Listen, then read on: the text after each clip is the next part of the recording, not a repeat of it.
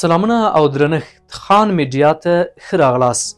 نن در سره هغه جالب او په زړه پورې معلومات شریکوو چې کیدای شي تاسو تر اوسه نه وي اورېدلي.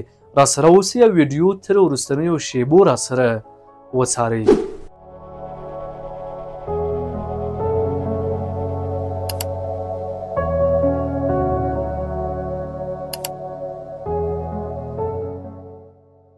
عبدالاحد مومند لومړنی افغان او څلورم مسلمان ستورمزلی و چې فضا ته وخوت.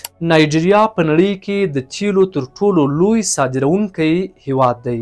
او آیا تاسو پوهیږئ چې لومړنۍ د فوټبال لوبه په چین هیواد کې ترسره شوله؟ د شاتو مچۍ د سترګو په سر باندې ویښتان لري. او ډیره جالبه دا ده چې ګالیلا تر خپل مرګ څو شیبې مخکې سپوږمۍ او لمر ته په کتلو سره ړوند شو. که چیرته تر سمندرونو لاندې ټول سره زر راویستل شي د نړۍ هر یو کس ته به د 100 ګرامو په اندازه سره زر ورسیږي. د ځمکې تر ټولو ژور سوری په روسیه کې ده او په 1980 کال کې ایستل شوی چې 40,000 فوټه ژوروالی لري. او آیا پوهیږئ چې غذا ستاسو له وړو کولمو څخه د 2 ساعتونو په جریان کې تیریږي؟ په کال کې 2500 کیڼلاسي کسان د هغو محصولاتو د استعمال له امله مري چې د خلاصو کسانو لپاره جوړ شوي وي. که چیرته ستاسو د سیو 4مه حصه د عملیاتو په ترڅ کې قطع یا غوڅه شي، په 4 اونیو کې به بیرته خپل عادي حالت ته راوګرځي. او د غوماشو په اړه باندې ډېر جالبه دا ده چې یوازې ښځینه غوماشی چیچل کولی شي او 85% نارینه د زړه د عملې له امله مري.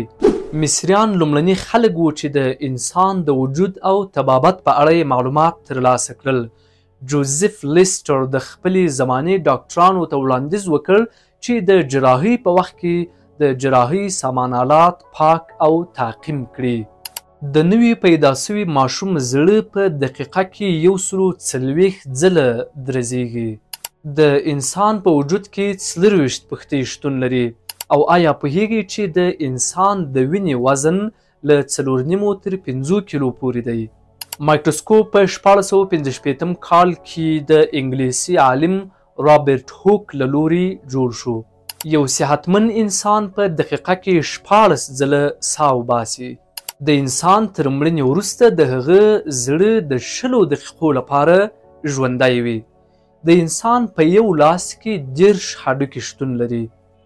د انسان تر ټولو ستر هډوکی د ورانه هډوکی دی چې د فیمور په نوم سره یادیږي. د انسان وجود په سلو کې 65% اوبه لري. او پوهیږئ د انسان ویښتان په کال کې 14 انچه وده کوي. د انسان نوکان په کال کې له 5 تر 2 انچو پورې وده کوي.